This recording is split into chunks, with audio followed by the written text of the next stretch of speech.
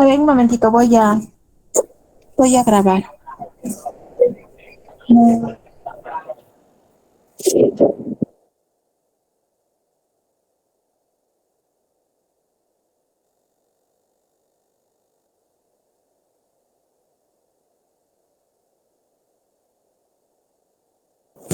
Muy bien, Xiomara, puedes empezar. Está bien, doctora. Doctora, buenas tardes. Compañeros, buenas tardes. Hoy les voy a explicar sobre el tema de colestasis intrahepática gestacional. Siguiente, por favor. Vamos a ver que esta es una hepatopatía muy frecuente en el embarazo que se va a producir por un trastorno en la homeostasis de los ácidos biliares. Esto a nivel del hepatocito materno, lo que va a determinar su acumulación y por lo tanto su elevación. Y este se va a desarrollar típicamente al final del segundo o hasta del tercer trimestre y se va a resolver rápidamente después del parto, esto en promedio de unas 2 a 8 semanas. Siguiente, por favor. En cuanto a su epidemiología, vamos a ver que esta tiene una incidencia que varía ampliamente según algunos factores, como es el factor geográfico, étnico, ambiental, y va a ser más frecuente en estos ambientales, como menciona la bibliografía, en invierno. Por eso es que es más frecuente en países donde la temperatura desciende más. Bueno, la incidencia a nivel mundial va desde el menos 1% hasta el 27,6%.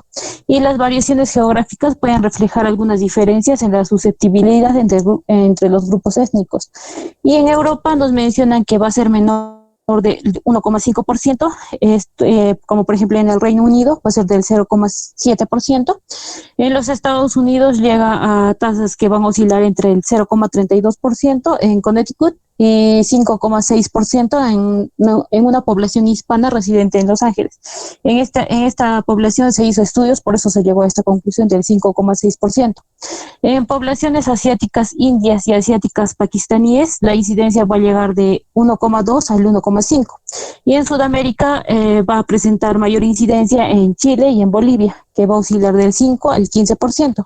Y en Chile se menciona que en los indios araucanos tienen la incidencia más alta de todo el mundo, que en este caso llegaría a ser el de mayor porcentaje, que es 27,6%. Y va a ser más frecuente en embarazos dobles, por ejemplo en gemelos, que va a ser 20%, versus gemelos únicos, que mencionan que es el 4%. Esto en un estudio en Chile. Y va a haber también mayor incidencia en tratamientos de fertilización, que va desde un 0,7% a un 2,7%. Esto ya vamos a ir viendo más adelante, que es en etiología. Y algunos pacientes que pueden desarrollar colestasis van a tener mayor prevalencia de desarrollar diabetes gestacional y también preeclampsia, así como algunas neoplasias, como es el cáncer hepático y el cáncer biliar. Y las mujeres que tienen estos antecedentes de colestasis van a desarrollar nuevamente una colestasis en embarazos posteriores. Por eso se les tiene que tratar tempranamente. Siguiente, por favor. En cuanto a la etiología, vamos a ver que en la etiología va a ser multifactorial, ya que se va a deber a muchos factores, entre los que tenemos a los factores genéticos, hormonales y los ambientales. Primero debemos ver el primer factor de riesgo, que va a ser la susceptibilidad genética.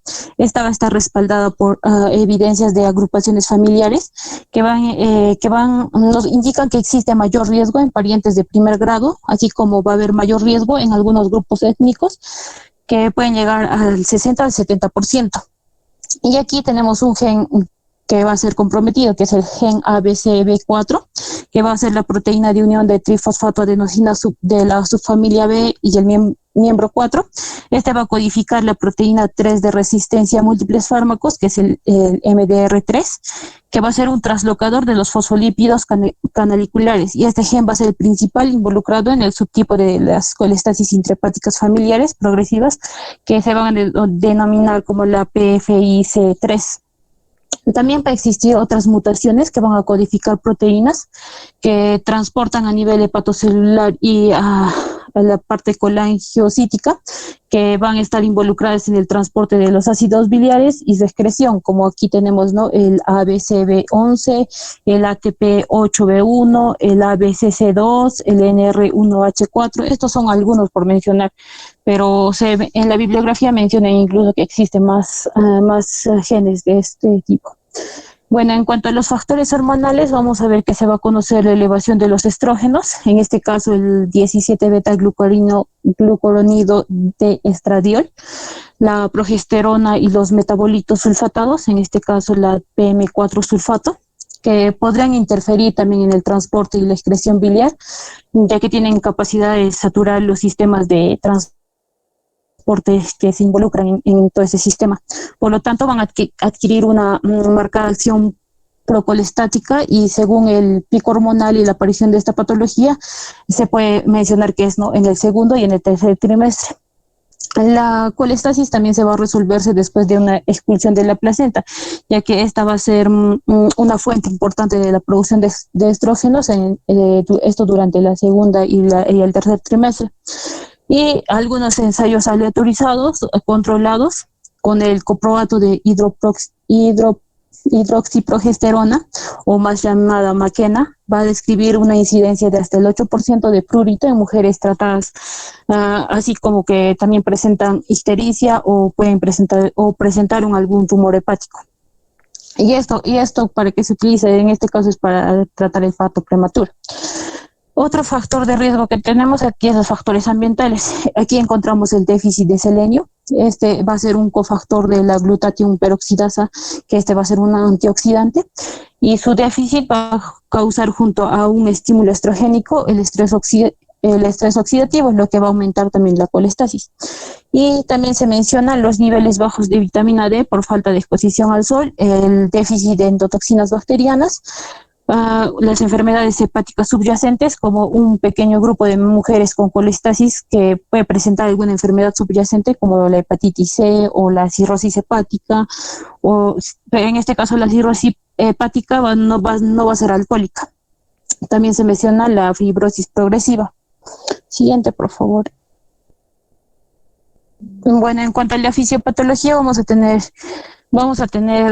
aquí varios mecanismos, entre los cuales tenemos el transporte y la excreción de los ácidos biliares a nivel del hepatocito, y su flujo hepatobiliar y su recirculación enterohepática.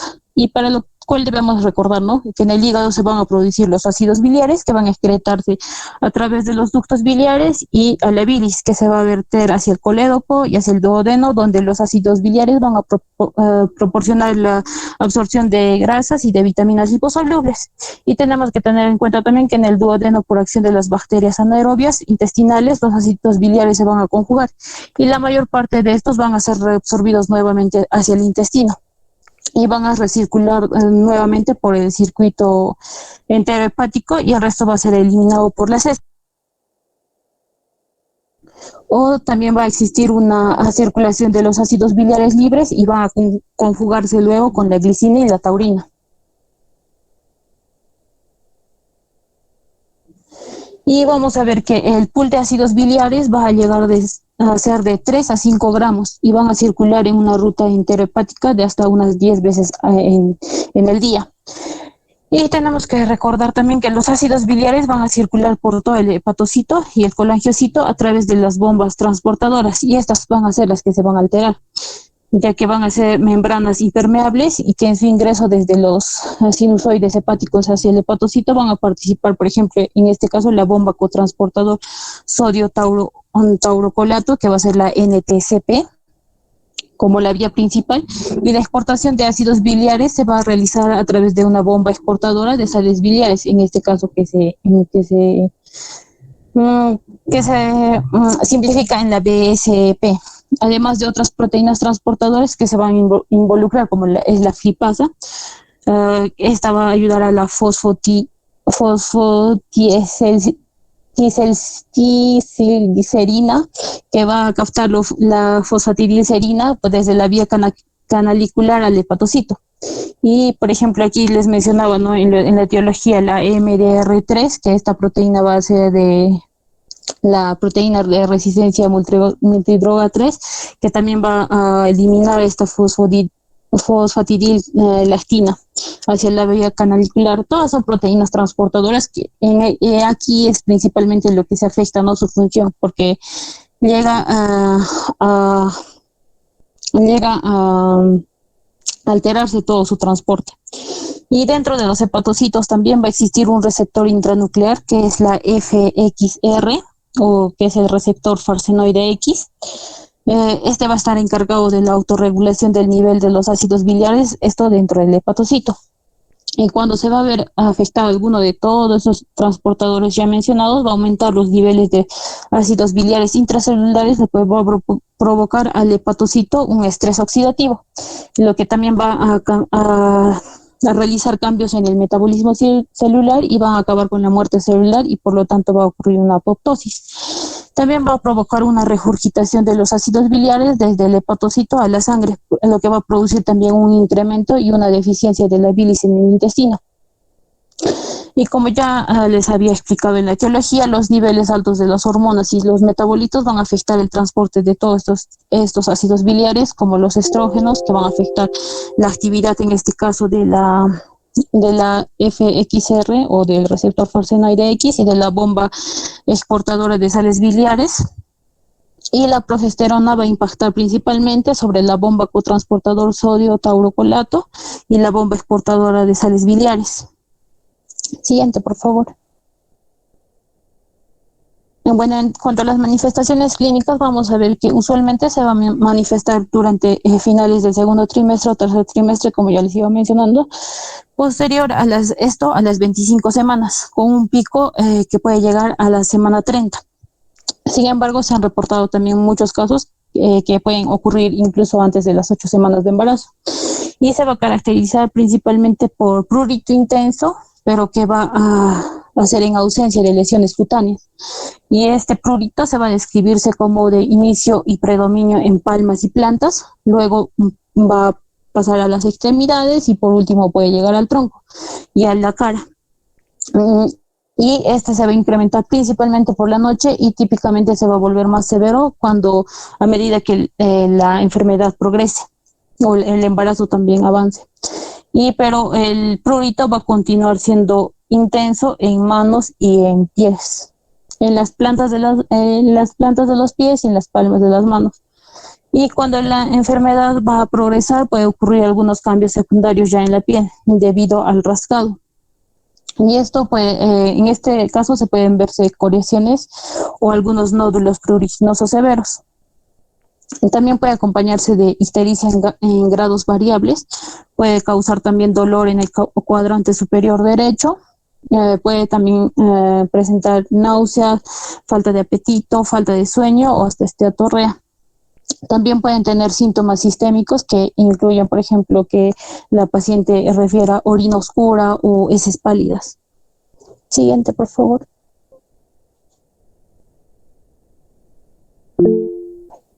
Bueno, en cuanto al diagnóstico, vamos a ver que es importante tener en cuenta la clínica, que ya les mencioné, que es el prurito en palmo plantar y a predominio nocturno. En el examen físico, en este caso podemos encontrar algunas marcas de rascado, como les mencioné, las excoriaciones, o ya podemos observar alguna ictericia. Esta ictericia se observó hasta en el 14 al 25% de pacientes. Y también puede presentarse algún tipo de ictericia, pero sin prurito. Esto es raro, pero para lo cual debemos buscar alguna causa exacta.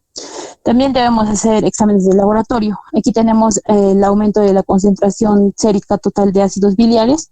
Este va a ser un hallazgo clave porque va a ser mayor en el 90% de todas las gestantes que pueden estar afectadas por esta colestasis, y puede ser la primera y la única anomalía que podemos encontrar.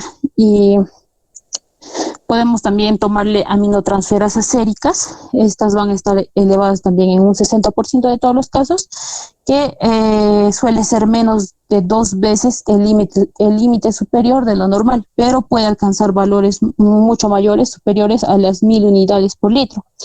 Por eso es importante distinguir de algunas hepatitis virales. Y también podemos pedir fosfatasa alcalina, y esta puede encontrarse elevada hasta 4 veces normal, pero no va a ser específica, ya que durante el embarazo, debido a la expresión de la isoenzima placentaria, también puede estar incrementada.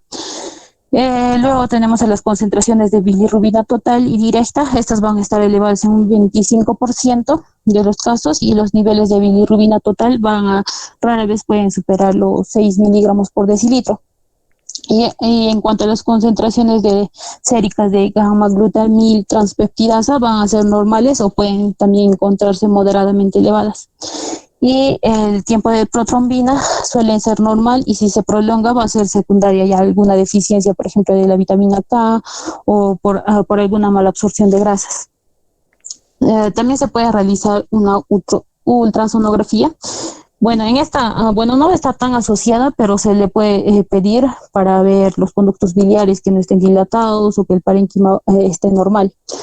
Y se puede hacer también alguna, en este caso, patología que puede caracterizarnos aquí una inflamación, pero por la obstrucción de vías biliares, hepatocitos. Esto nos ayuda más que todo con el diagnóstico diferencial, ¿no? Pero en este caso la biopsia hepática no va a ser necesaria para el diagnóstico de esta colestasis. Y aquí debemos tener en cuenta que la desaparición del prurito se debe presentar antes de 1 o 2 días, y las enzimas hepáticas deben disminuir entre los 10 días hasta las 6 semanas posteriores a la finalización del embarazo. Y en caso de que persista todos esos síntomas o la elevación del laboratorio, vamos a tener que considerar algún otro diagnóstico ya. Siguiente, por favor. En cuanto al diagnóstico diferencial, vamos a ver que se debe hacer diagnóstico diferencial con otras hepatopatías virales, como es la hepatitis B, la hepatitis A o la hepatitis C, y otras patologías como la litiasis, esteatosis, o patologías que nos causen prurito, como es el prurito gravídico, la erupción atópica del embarazo, o una erupción polimorfa del embarazo, o una enfermedad pemfigoide gestacional o un prurigo del embarazo. Y también se tiene que tener en cuenta las diferentes formas de presentación que van a tener en cuenta, en este caso, la elevación de las enzimas hepáticas, como es en el caso de la preeclampsia y el síndrome de Hell. Siguiente, por favor. Bueno, y acá tenemos la clasificación, ¿no? Esta va a ser realizada de acuerdo al riesgo perinatal y según los parámetros bioquímicos que en este caso se van a encontrar en bajo, moderado o alto riesgo. De bajo riesgo vamos a ver que cuando los ácidos biliares se van a encontrarse entre 10 y 19 micromoles por litro, con enzimas hepáticas normales. Se considera moderado riesgo cuando los ácidos biliares van a encontrarse entre 20 a 39 micromoles por litro y enzimas hepáticas aumentadas, pero no más del doble. Y alto riesgo ya se van a considerar ácidos biliares mayores de 40 micromoles por litro y que tengan enzimas hepáticas mayores al doble o no haya alguna respuesta al tratamiento que se les dé. Y los pacientes que presentan antecedentes de colestasis anterior se van a clasificar como una categoría especial. Siguiente, por favor. Bueno, en cuanto al tratamiento, vamos a ver que aquí la conducta que se debe seguir van a ser según los parámetros bioquímicos y las semanas de gestación, y por lo cual se clasifica también, ¿no?, en lo de bajo, moderado y alto riesgo. Para el bajo riesgo, principalmente se va a hacer un tratamiento ambulatorio con control bioquímico semanal hasta la normalización de esta. Y luego de que se normalice, se tiene que hacer ya controles cada 2 semanas. En cuanto al moderado riesgo, vamos a ver que en este caso, que sea menor de 28 semanas, el tratamiento también aquí va a ser ambulatorio y el control bioquímico va a ser semanal hasta la normalización de todo este laboratorio, y luego cada 2 semanas ya en caso de que el embarazo sea ya mayor de 28 semanas. Y en caso ya que tengamos a más de 28 semanas, se tiene que hacer una internación y un tratamiento. Y el control bioquímico cada 72 horas hasta que se normalice, y luego ya semanalmente. Y en cuanto al alto riesgo, vamos a ver que se tiene que internar se le tiene que tratar y se le tiene que hacer seguimiento según la edad gestacional. Siguiente, por favor. En cuanto al tratamiento materno-farmacológico, aquí vamos a ver principalmente con lo que se va a tratar. En este caso es el ácido ursodesoxicólico. Primero debemos ver el objetivo de este, ¿no?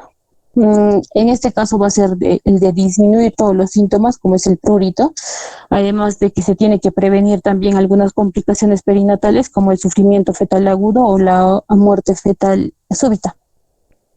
Y también aquí ya hablando un poco sobre el ácido ursodesoxicólico, va a ser un ácido biliar terciario. En cuanto a su mecanismo de acción, va a ser el de modificar la composición de la bilis, reemplazando los ácidos biliares más hepatotóxicos. También va a inhibir la absorción intestinal de los ácidos biliares citotóxicos, así como el de prevenir la destrucción de los microfilamentos pericanaliculares.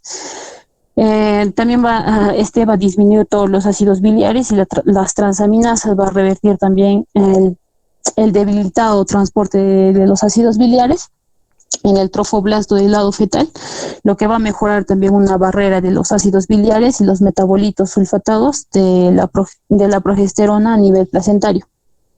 En cuanto a su farmacocinética, vamos a ver que se va a administrar por vía oral.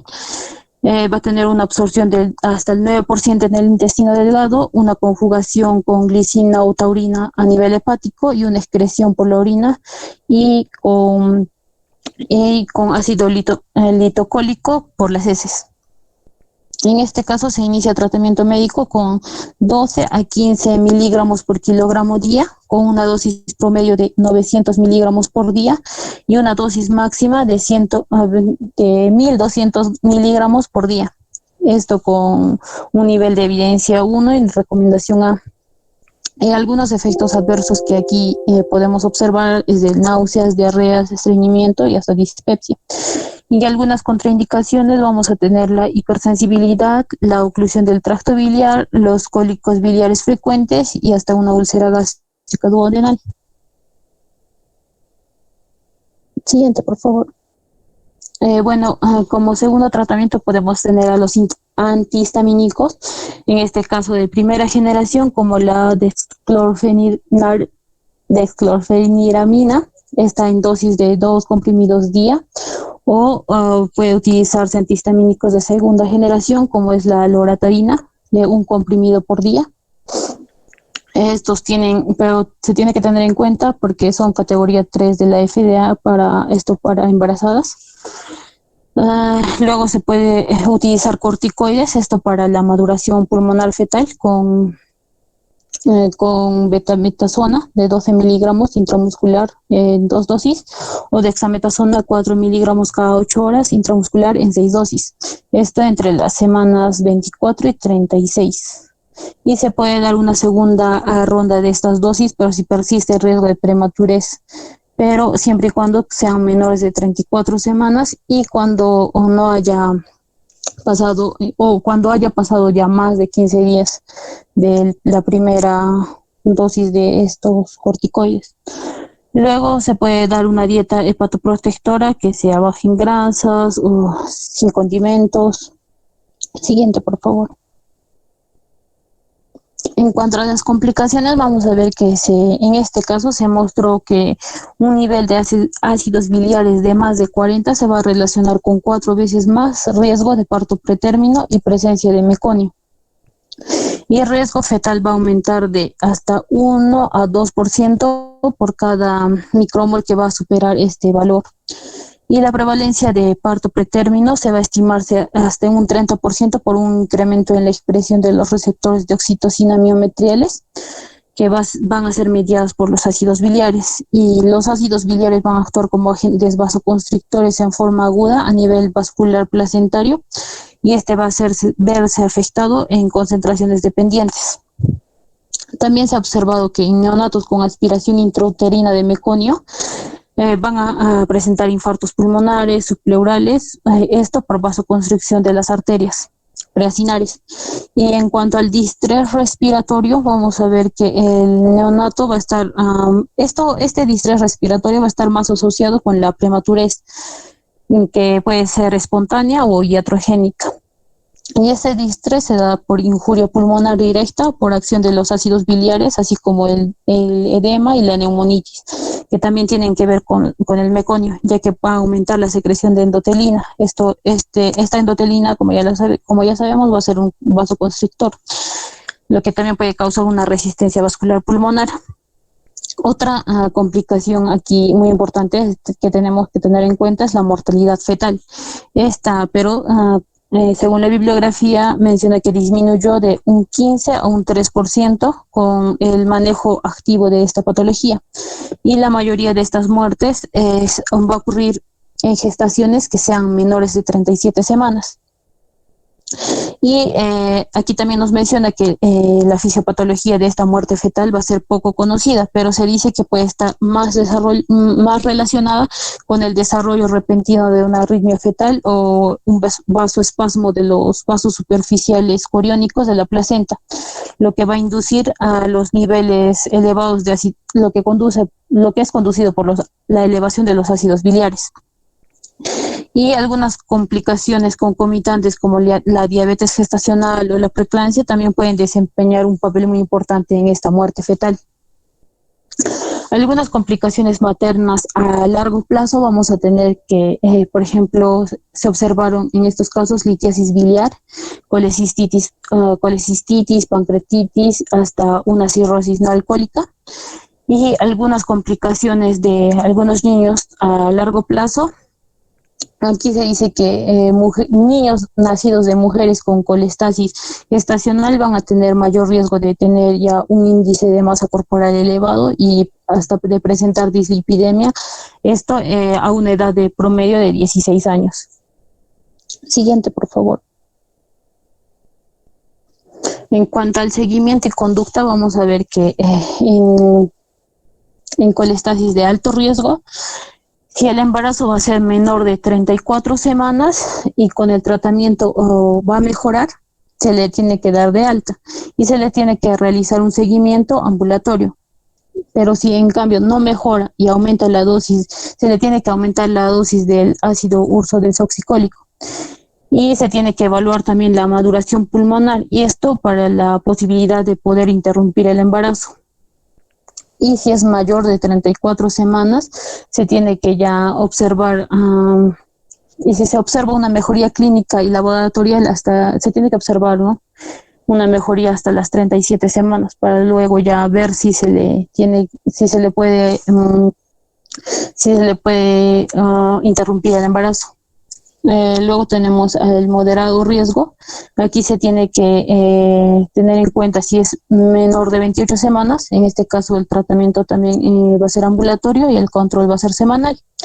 Y si nos encontramos entre las 28 a las 34 semanas, se le tiene que internar al paciente, y si va a responder se le da de alta, y si no va a responder se le tiene que evaluar la maduración pulmonar para luego interrumpir el embarazo. Y en caso de que tenga mayor de 34 semanas y tenga una buena respuesta al tratamiento, también se le tiene que hacer un control ambulatorio a las 37 semanas, y si no responde al tratamiento se le tiene que también hacer una maduración pulmonar para luego interrumpir el embarazo. Y si nos encontramos ante un bajo riesgo, vamos a ver que en estos casos se le hace un tratamiento ambulatorio y se le tiene que hacer una internación a las 38 o 37 semanas. Ya que, como les mencionaba, ¿no?, en este caso va a darse hasta de un 90% de muertes fetales que pueden ocurrir mayor de 37 semanas, por lo cual se recomienda llegar solo hasta esta semana en promedio para evitar todas las complicaciones posteriores. Siguiente, por favor. Bueno, eso es todo, doctora. Gracias. Ya, muy bien, Xiomara, gracias. La primera lámina, por favor. Bien, como han visto, la colestasis gestacional es una patología importante, porque cada vez más y más se está viendo más casos, o por lo menos se están diagnosticando, ¿no? Antes, por ejemplo, yo recuerdo cuando era interna no he visto casos de colestasis. Ahora en la residencia empecé a ver casos de colestasis, gestacional, que como verán no es pues la colestasis que ustedes han visto en, en una mujer no gestante o en paciente no gestante en gastroenterología, ¿no? Es diferente. Se caracteriza porque solo se presenta en el embarazo. Termina el embarazo y nuevamente todo vuelve a la normalidad. ¿Y qué es lo importante de esto, no? Que va a haber una gran acumulación de ácidos biliares. Y bueno, que va a producir toda la clínica, como muy bien ha expuesto su compañera, pero ¿por qué hacemos el seguimiento de estas pacientes con colestasis? Porque finalmente se les puede dar simplemente tratamiento para el prurito, ¿no? Nada más. Podemos darle con corticoides o antihistamínicos, ¿no? Que se puede usar en la gestación. Pero el gran problema, como habrán visto, se evalúa a estas pacientes con mayor detenimiento. ¿Por qué? Porque son la principal causa de mortalidad fetal. O sea, en este momento, en cualquier momento, estos bebitos mueren. Pueden tener un NST bien, un perfil biofísico normal, se les hace incluso un Doppler fetal, el Doppler está normal, pero de la nada, estando bien, de pronto se mueren, se presenta un óbito fetal. Entonces, por eso es importante, ¿no? La siguiente lámina, por favor, Xiomara. Entonces, esta es una, como les decía, es una hepatopatía que va a ser más frecuente, sobre todo acá, vean, en Sudamérica. Chile y Bolivia son los lugares más frecuentes donde se ha visto esta patología. Muy raro en Europa o en Estados Unidos. Es muy raro. Y si es que han visto, miren acá la población que pone su compañera, por ejemplo, en Estados Unidos la frecuencia más va a ser en población hispana, ¿no? Nosotros. Y cada vez, como les digo, la incidencia se va viendo cada vez más, ¿no? O por lo menos se va diagnosticando. Por eso ha habido antes óbito fetal, y no se sabía el por qué, ¿no? Se creía que de pronto haya sido por una preeclampsia severa o un DPP que no se diagnosticaba a tiempo, pero en realidad se trata de esto, ¿no? ¿Y qué es? Es la acumulación de ácidos biliares en la sangre materna y por lo tanto en el feto. Y acá te iba a preguntar, Xiomara, o sea, ¿por qué el bebito muere? ¿Qué es lo que sucede? Doctora, la bibliografía menciona que principalmente va a estar relacionada con que les produce una arritmia fetal y esto, o un vasoespasmo de los vasos superficiales de la placenta. Ya, ahí va. ¿Y por qué la arritmia?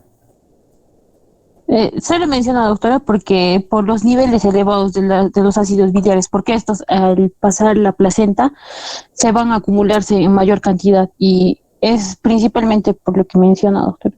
Ya, ¿y en dónde se acumula en el feto para que te produzca esas arritmias y sea la causa de la muerte?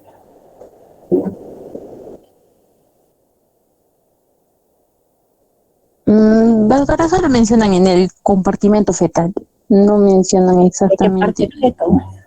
Para que te produzca arritmia, lo que sucede es que esta cantidad de ácidos biliares se acumula en los cardiomiocitos, pues, en el músculo cardíaco. Ahí se acumulan, hay una gran acumulación. Por eso es importante en estos casos se hace un dosaje de ácidos biliares. Y si ustedes ven, en ningún hospital de salud, menos en el MINSA, ¿no? No se hace dosaje de ácidos biliares, no tenemos el kit para hacer la medición de ácidos biliares, entonces nosotros pedimos para afuera, ¿no? Y lo malo de los ácidos, o el dosaje de ácidos biliares demora pues una semana en darnos el resultado, ¿no? Entonces, lo que se hace es medir los ácidos biliares. ¿Para qué? Porque hay una mayor relación, Xiomara, no sé si habrás visto, o sea, ¿qué relación tiene con la cantidad de ácidos biliares y con qué cantidad nosotros podemos pensar que ese bebito va a morir? ¿Leíste algo de eso? La siguiente lámina, ¿dónde está? A ver, la siguiente lámina, por favor. Xiomara, ¿leíste algo? Porque es la cantidad no, doctora. De ácidos biliares. ¿Dónde está? Hay otra, la lámina donde has puesto, antes de pasar, acá, se dice que, bueno, pueden ser los factores hormonales, la susceptibilidad genética, pero dentro de los factores ambientales está el déficit de selenio y de zinc, que te estaría faltando aquí. Selenio, zinc, vitamina D. Se dice que serían uno de las en estas poblaciones donde hay déficit de estos minerales, de estos oligoelementos, es que se produciría la colestasis gestacional, ¿no? La siguiente lámina, por favor. La fisiopatología que puso su compañía. Bueno, como verán, aquí lo importante es que hay una gran acumulación de ácidos biliares, ¿no? O sea, no permite la normal circulación de la bilis, y esto pues va a producir una gran formación de ácidos biliares. La siguiente lámina, por favor. Bueno, y la clínica, aquí lo más importante es el prurito. El resto también puede haber, pero lo característico, viste ese día, Xiomara, ¿no? En el hospital, la paciente se queja de prurito, y lo clásico del prurito es palmas de manos y pies, principalmente en las noches. Después puede progresar el resto del cuerpo, ¿no? Pero lo importante es que aquí solamente la paciente tiene un prurito, pero es un prurito espectacular, solamente en palmas y plantas y en la noche.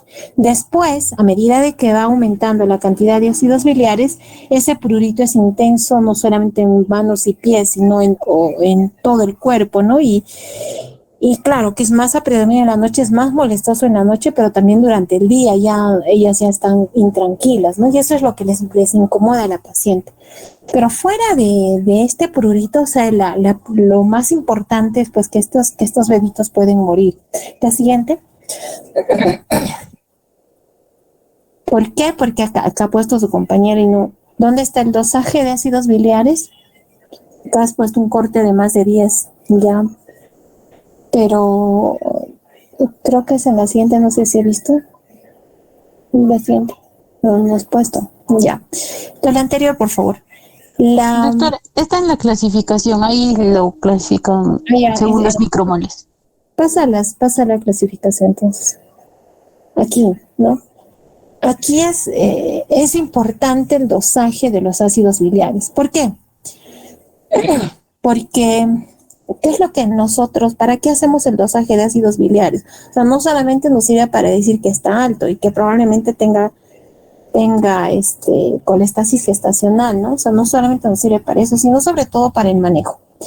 ¿Qué pasa con estos ácidos biliares? Si el ácido biliar está por encima de 40, si bien es cierto el riesgo es moderado, pero ¿qué sucede? Estos ácidos biliares se van a acumular en mayor cantidad. ¿En dónde? En el útero. Se va a acumular en realidad en todo lo que es músculo liso. Entonces, se va a acumular en el músculo uterino y va a generar, ¿qué cosa? Va a generar contracciones prematuras. Por eso la mayoría de las pacientes que tienen colestasis gestacional terminan con partos prematuros, ¿no? Si es que no se piensa por lo menos en esto, entonces tienen contracciones uterinas intensas. Entonces, ¿qué es lo que hay que hacer en este caso? Lo más importante, primero, como decía su compañera, tenemos que madurar pulmón si está antes de las 34 semanas, ¿no? Y luego para ver la posibilidad bueno, en el caso de que se termine la gestación o gane, y utilizar tocolíticos, ¿no? Por lo menos hasta que se cumplan las 37 semanas, también haciendo el diagnóstico diferencial con otras patologías. Entonces, a partir de las más de 40, ya tenemos un riesgo de parto prematuro, ¿no? Entonces, la prematuridad va a ser nuestro primer problema. El otro problema, y el más importante tal vez, son aquellas en las que no solamente está por encima de 40, ¿no? El alto riesgo, sino las que están por encima de 100. ¿Qué es lo que va a suceder las que están por encima de más de 100? Se dice que cuando tenemos unos ácidos biliares por encima de 100, significa que ese bebito tiene esos ácidos biliares no solamente están en el útero y en el compartimento fetal, sino que esos ácidos biliares han llegado a los cardiomiocitos. Entonces, ahí hay una mayor posibilidad de que en las próximas 24 o 48 horas ese bebito vaya a morir, ¿no? Para eso nos sirve. O sea, si es por encima de 100, ese bebito va a ser un óbito fetal en las próximas 24 o 48 horas. Por lo tanto, si tenemos ya un indicador que es más de 100, ya no necesitamos pedir otro control. Si es más de 200, más de 300, ya no, ¿no?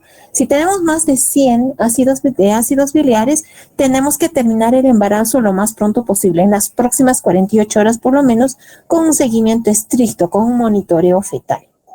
Entonces, por eso es importante, ¿no? Y las arritmias pues se producen porque el ácido biliar se introduce en el músculo cardíaco y específicamente en el nodo sinusal. Entonces, ahí es cuando vamos a presentar estas arritmias cardíacas, ¿ya? Es por eso. Entonces, por eso es que nosotros tenemos que medir los ácidos biliares, ¿no? Por encima de 40 vamos a tener un riesgo de parto prematuro, pero por encima de 100, óbito fetal. No, entonces es por esto que un bebito puede estar bien, ¿no? Su monitoreo, su test no estresante, su test estresante, el perfil biofísico, su Doppler fetal, todo va a estar normal. Y de pronto se muere, de la nada se muere. ¿No? Pero ¿y es por qué? Por esto, ¿no? Por los ácidos biliares. Entonces, por eso es importante que ustedes entiendan o la necesidad de pedir ácidos biliares o de pronto terminar a las 37 semanas, ¿no? Y también, ¿por qué a las 37 semanas? Uno, porque a las 37 semanas pues ya estamos seguros de que ya tenemos ya no es un prematuro. Dos, porque justo a partir de las 37 semanas es que vamos a tener el mayor riesgo de presentar estas arritmias cardíacas y por lo tanto una mayor mortalidad fetal, ¿ya? Entonces esa es la forma como se tiene que enfocar. Ahora, ¿qué es importante también?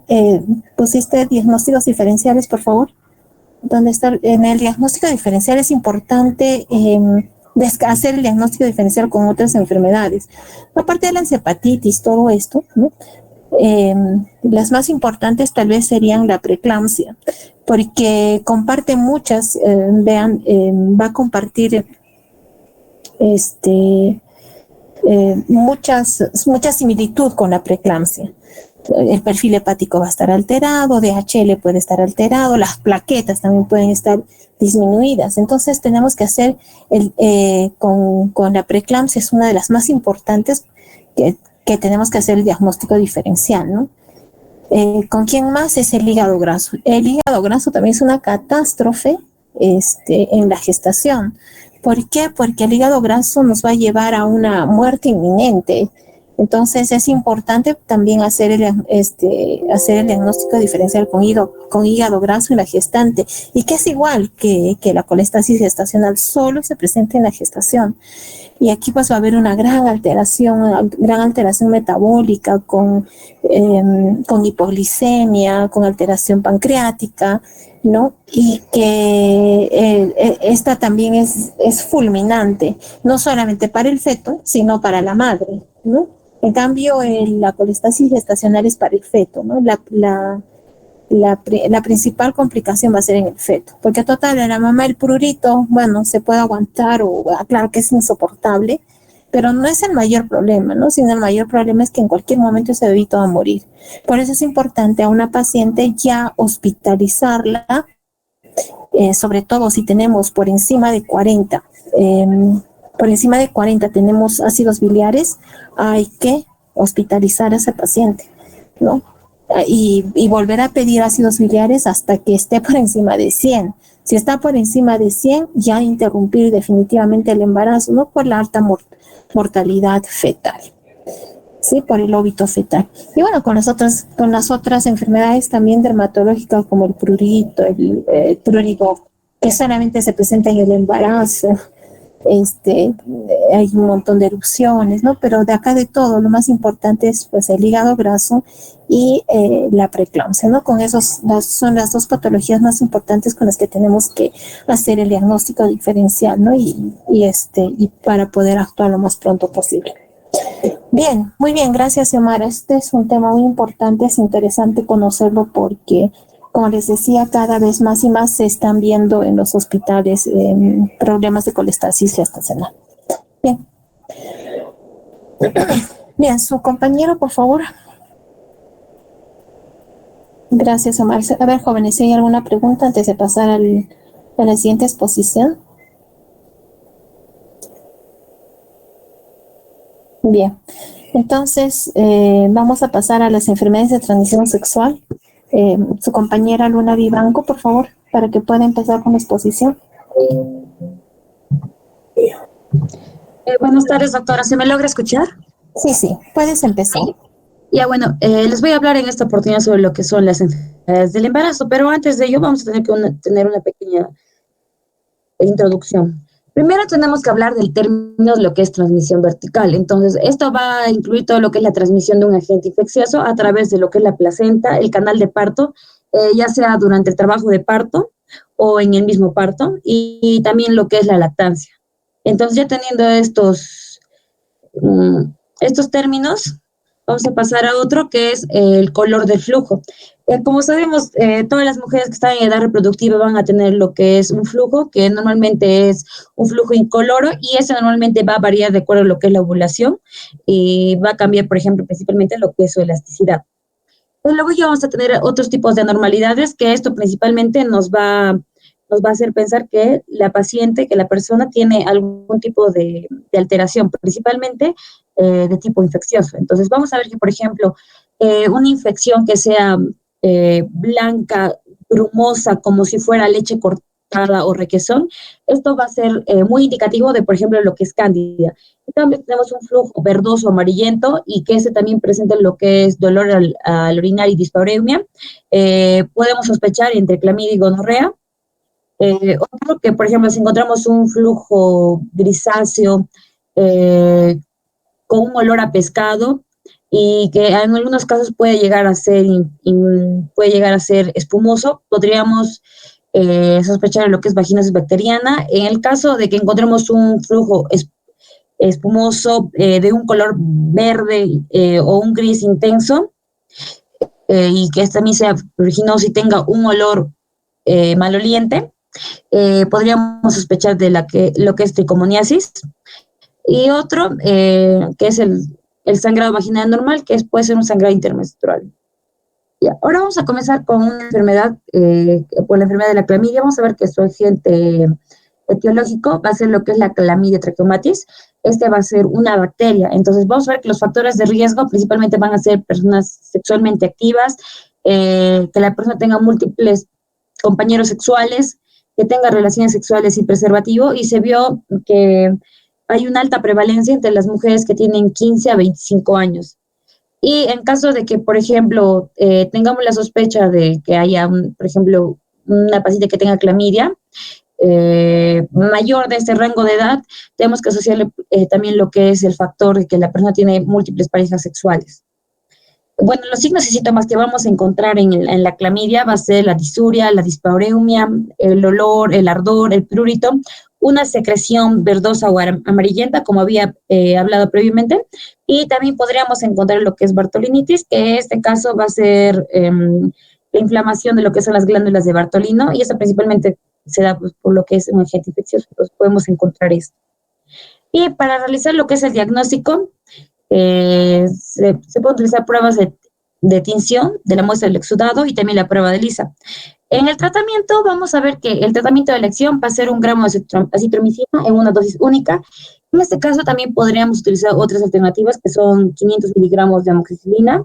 Lo vamos a dar 3 veces al día por 7 días.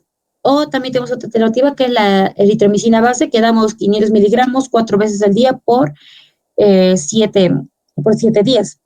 Y ahora vamos a hablar de lo que más nos interesa, que es el embarazo. En este caso, vamos a ver que las complicaciones que nos puede llegar a traer esta infección de transmisión sexual es principalmente lo que es la coriomionitis, un parto prematuro, una ruptura prematura de membranas e incluso el riesgo de aborto. Ya, ahora vamos a seguir con lo que es el linfagranuloma venéreo. En este caso también se va a dar por lo que es la clamidia tracheomatis, solo que en este caso ya van a cambiar los serotipos, que va a ser el L1, L2, L3.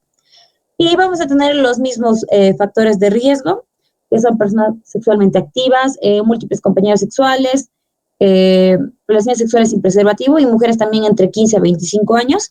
En este caso, lo que vamos a encontrar en lo que es el papiloma venéreo va a ser el signo del surco, en donde vamos a ver lo que hay una adenitis genital enmarañada.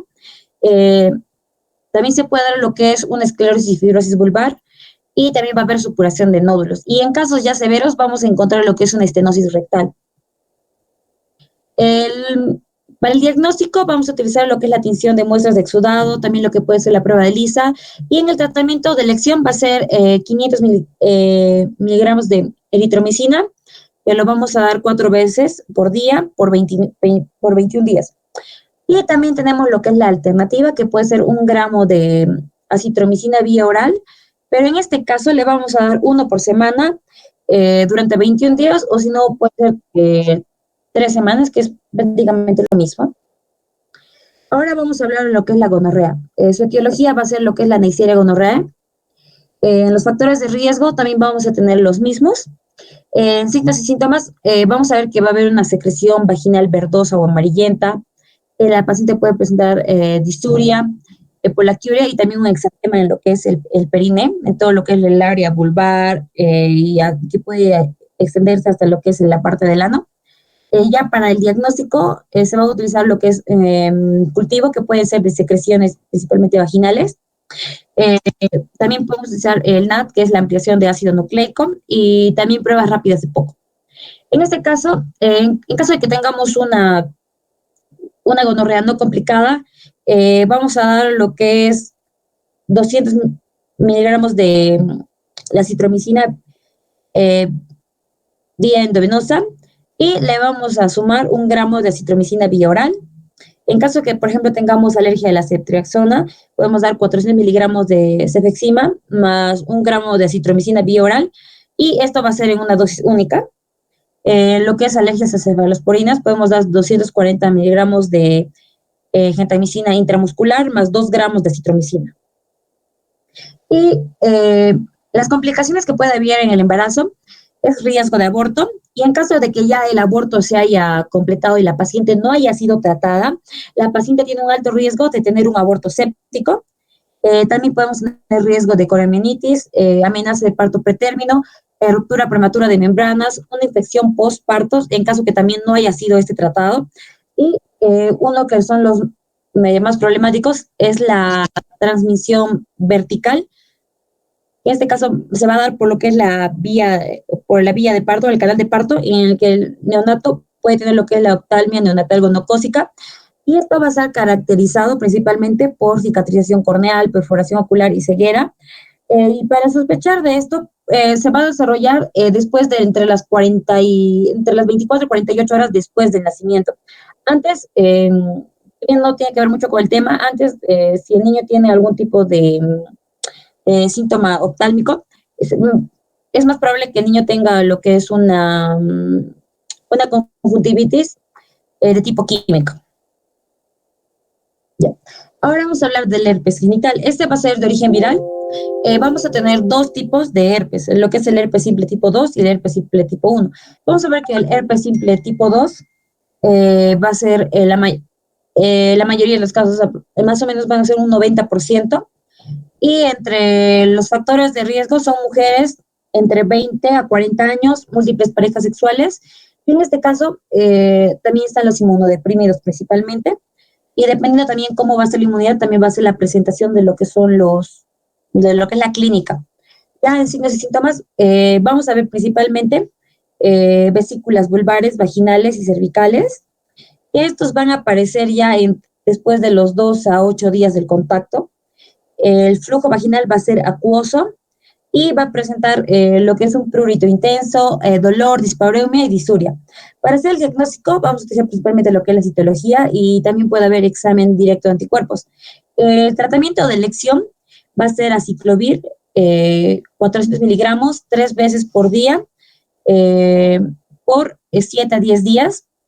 Y para complementar, en este caso, o en un caso de que no sea muy sintomático, vamos a poder dar a la paciente lo que es antipiréticos y analgésicos para calmar todo lo que es la sintomatología que da esta infección. En este caso vamos a hablar que el herpes, una de las principales complicaciones es que este es parte de lo que son las enfermedades congénitas, que va a ser principalmente el TORCH, y vamos a ver que esta se da por transmisión placentaria, pero principalmente su manera de transmisión va a ser por el canal vaginal. Y ya para ver lo que son su sintomatología, vamos a clasificarlo en dos, lo que es precoz y tardía. En el caso de los que son precoces, vamos a ver vesículas, también va a presentar lo que son alteraciones neurológicas, como algún tipo de calcificación en el cerebro u otras, y también otras manifestaciones oculares. Y en los que son tardíos ya pueden presentar lo que es sepsis, encefalitis y una alteración ocular. Y también otra de las complicaciones que es propiamente del herpes es que hay una amenaza de parto pretérmino.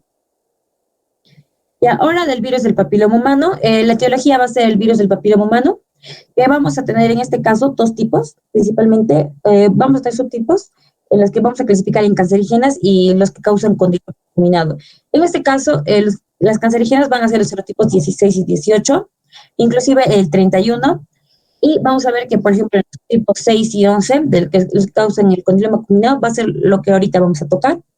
En este caso, los factores de riesgo es parejas sexuales múltiples, no haber recibido lo que es la vacuna contra el VPH, relaciones sexuales sin preservativo.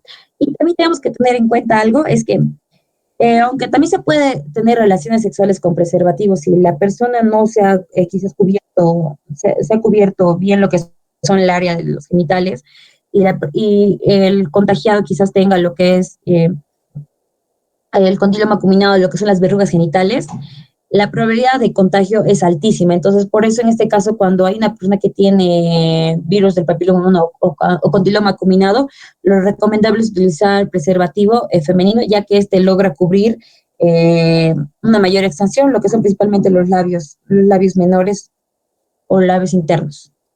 En los síntomas va a haber principalmente lo que es ardor, irritación vaginal, vulvodynia, verrugas que se van a extender en lo que es el área anogenital principalmente. Y para hacer el diagnóstico, es lo que es la biopsia, la citología vaginal, una colposcopía y una hibridación de ADN. Ya para el tratamiento, que en este caso, como dijimos, vamos a hablar del condiloma acuminado, puede ser lo que es la crioterapia para extraer lo que son las verrugas, también la electrocauterización, vaporización por láser, el 5-fluoracilo. Y otro que se vio es que, por ejemplo, la aplicación tópica de lo que es el ácido tricloacético o el bicloacético en una solución de 80 a 90% también es muy eficaz para tratar estas verrugas vaginales. Y ahora en el embarazo. Bueno, vamos a ver las complicaciones, que es que, por ejemplo, hay una mayor probabilidad de que hay un incremento de lo que son las verrugas vaginales y verrugas en todo lo que es el área de periné, principalmente en lo que es en el primer trimestre. Y en este caso, el tema del parto vaginal es algo muy controvertido.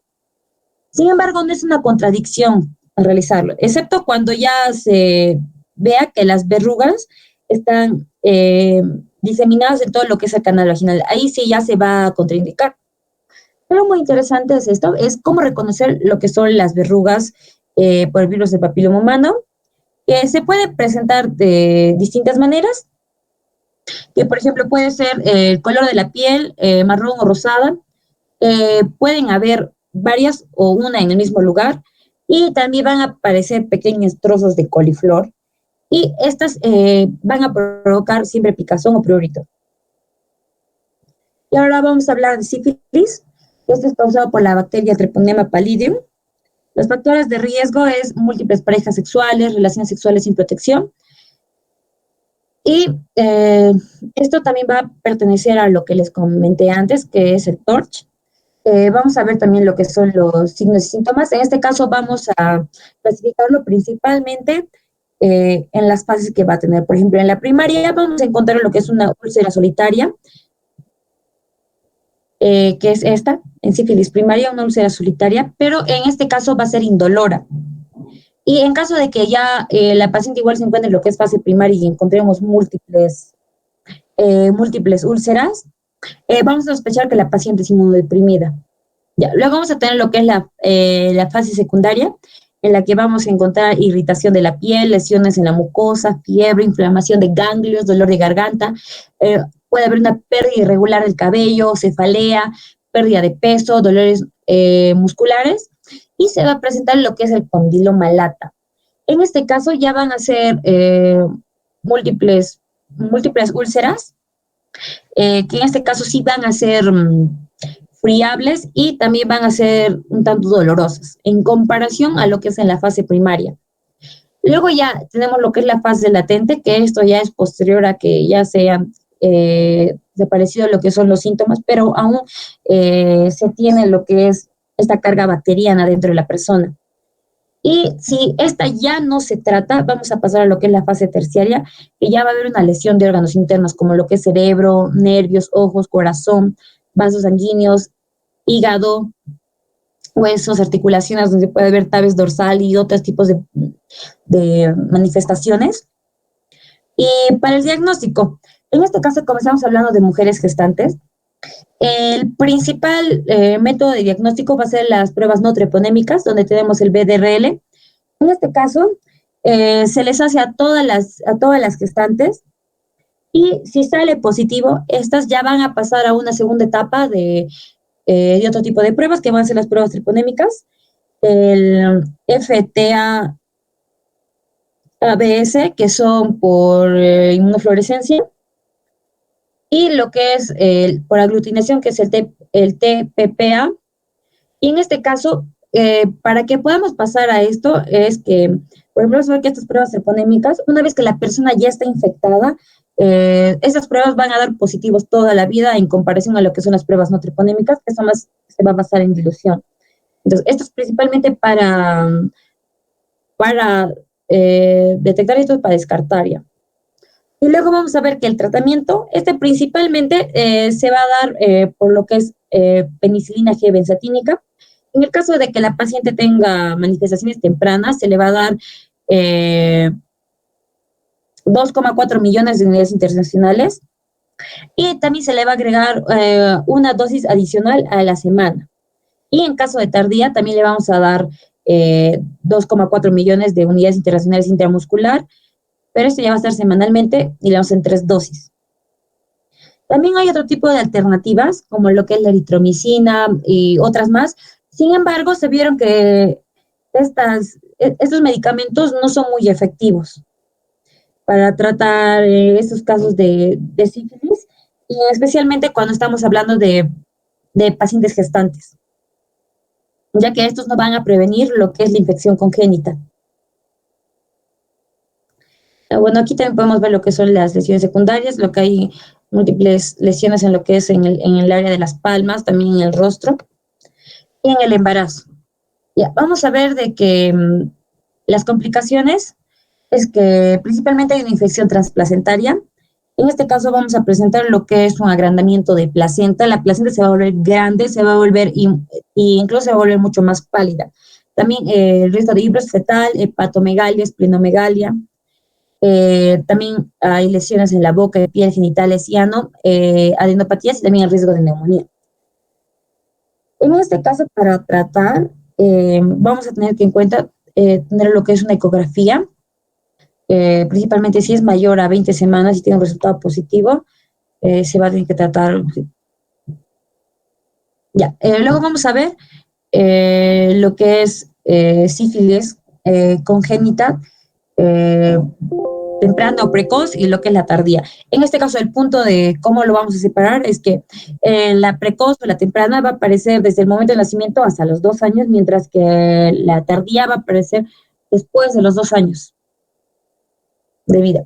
Entonces, en la precoz vamos a encontrar hepatomegalia, que se va a manifestar principalmente con ictericia, también elevación de enzimas hepáticas, puede haber linfoadenopatías generalizadas, anemia hemolítica, trombocitopenia, exantema mucocutáneo, pérfido sibilítico, rinitis, una secreción nasal acuosa, condilomas planos, osteocondritis y lesiones óseas, como lo que es la pseudoartritis de Parrot.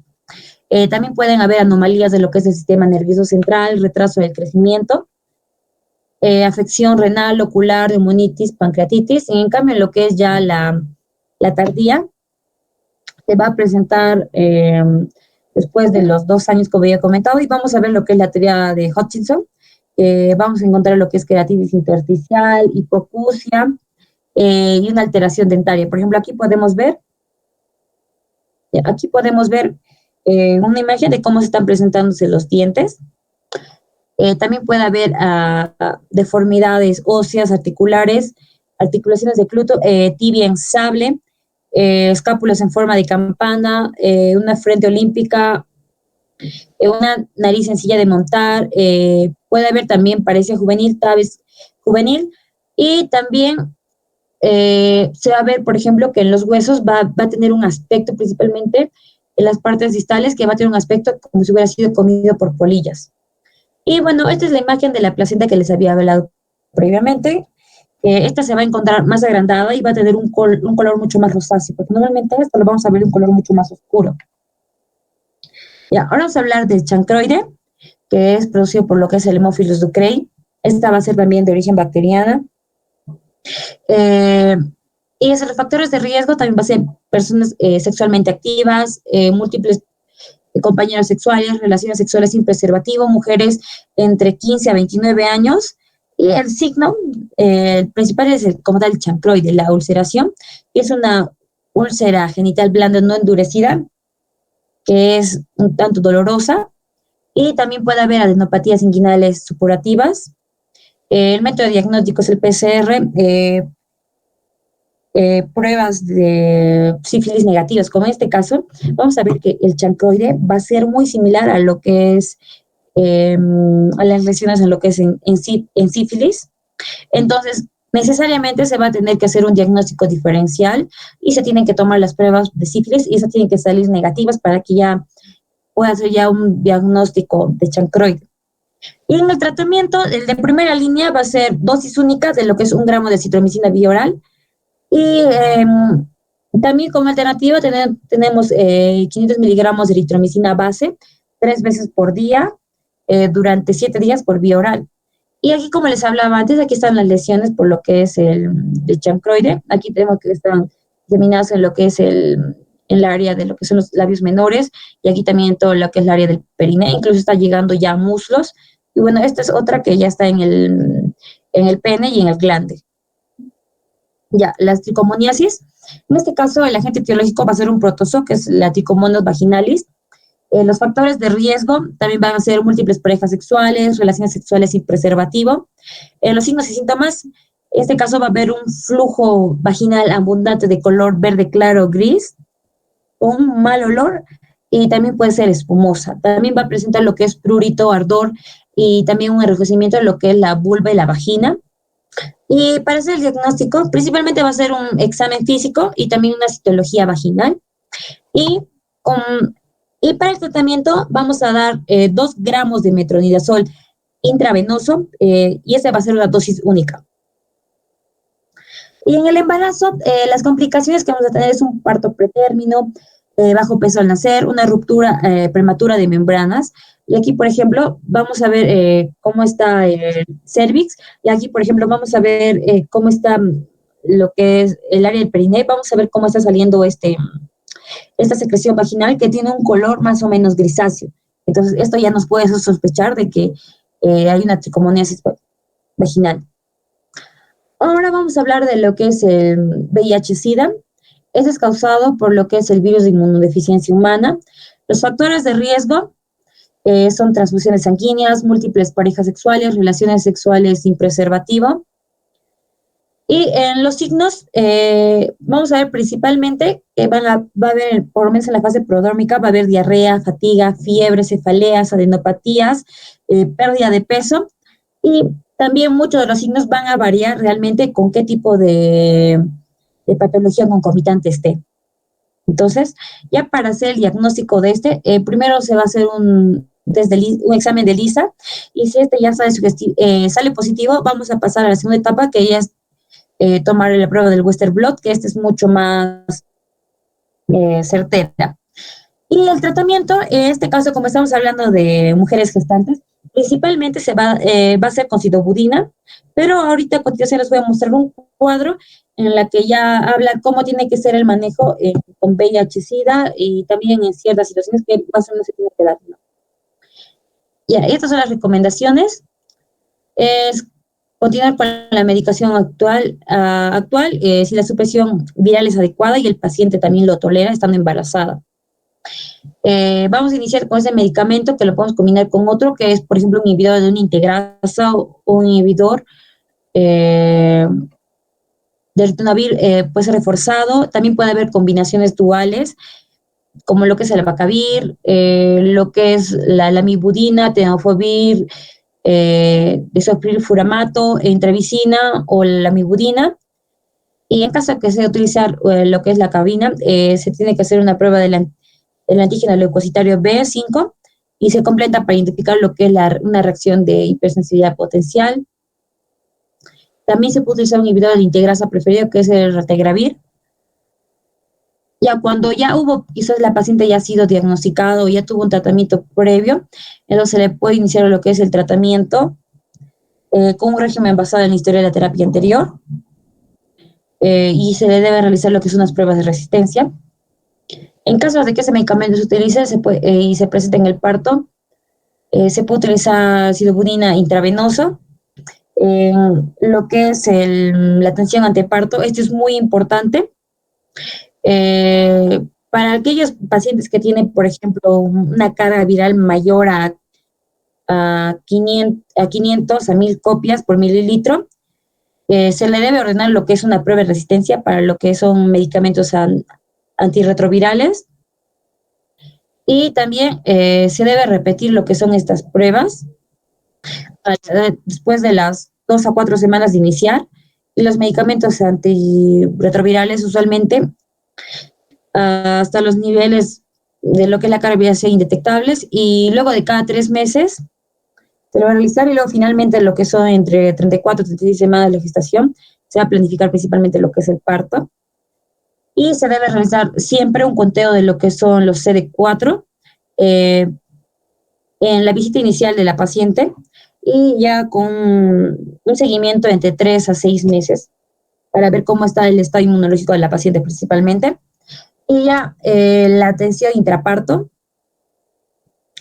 En este caso, como es sacado de un libro de otro país, habla de que, por ejemplo, si son mayores a 1000 copias no se conoce, se debe planificar una cesárea. Pero se ha visto que, por ejemplo, si los niveles son inferiores, no se conocen, se puede planificar de una manera distinta. Sin embargo, según lo que es la normativa en el Perú, todas las pacientes que tengan VIH, en caso de aunque no tengan tengan la carga viral indetectable, o también, por ejemplo, estén con un buen conteo de CD4, pero principalmente en lo que es la carga viral, igual se les va a realizar lo que es una cesárea, y esta siempre va a ser programada, y de por sí también lo que es la lactancia materna va a quedar totalmente proscrita. Entonces ya no se va a poder realizar esto, y según la norma, el gobierno se va a encargar de dar lo que es la leche en fórmula, al menos por un año de vida del paciente. Y las complicaciones del embarazo, eso también puede desencadenar parto prematuro, por eso es que es muy importante que a las pacientes se les deba hacer un control frecuentemente. También puede haber lo que es la restricción del crecimiento intrauterino, puede haber riesgo de óbito fetal y riesgo de infección durante el embarazo, el parto o la lactancia. Y bueno, eso sería todo.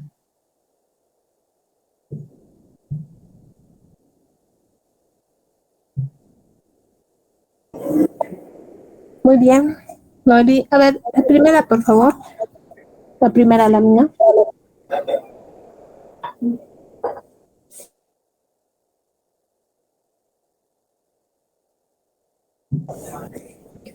Muy bien, Ali, gracias. Buena exposición. Has abarcado más de lo que pensaba. Bien. Primero, las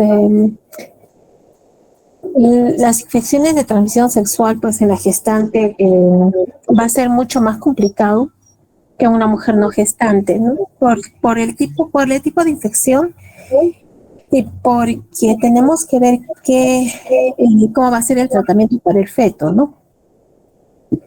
Su compañera ha hecho un diagnóstico sindrómico, bueno, aquí por los flujos, por el tipo de secreción. Vamos a tener diversos tipos de infecciones, pero bueno, como habrán visto ustedes en infectología, generalmente en la mujer no vamos a tener una sola infección, ¿no? O sea, si tenemos clamidia o gonorrea, no vamos a tener varias infecciones. Entonces el tratamiento va a ser por eso va a ser por síndromes, ¿no? La siguiente lámina, por favor. Entonces lo importante es hacer el diagnóstico en toda gestante desde el primer control prenatal. Si se acuerdan, dentro del control prenatal, de los exámenes que se van a pedir, vamos a tener un cultivo de secreción vaginal a toda gestante, ¿no? Y lo ideal es hacer cada trimestre del embarazo, porque acuérdense, la gestante va a tener una disminución del sistema inmunológico y por lo tanto con todo esto la mayor posibilidad de tener más infecciones sobre todo vaginales. Y esto obviamente pues nos va a llevar a partos prematuros, ¿no? De todos estos, ¿quién es la más frecuente? La vaginosis bacteriana. Y se va a caracterizar por, como dice ahí, flujo grisáceo, con olor a pescado. Y el flujo es grumoso, es abundante, de un color medio verdoso incluso. Y no pica, pero sí es incómodo, ¿no? Porque sale un flujo abundante. A diferencia de la tricomona, ¿no? Que es un flujo espumoso, que hace mucha espuma. Puede ser de color gris, verde, amarillento incluso también. La clamidia, la gonorrea, es un flujo verdoso, amarillento. Pero la diferencia es que aquí va a haber disuria, ¿no? La cándida, la clásica, ¿no? Es la secreción grumosa también, pero como leche cortada, blanquecina. Y en la vaginosis bacteriana, aparte vamos a tener el cervix en fresa, ¿no? Entonces, lo importante va a ser hacer el diagnóstico y dar tratamiento inmediatamente. ¿Por qué? Porque vamos a tener un problema de partos prematuros, no de amenaza de parto prematuro. La próxima, por favor.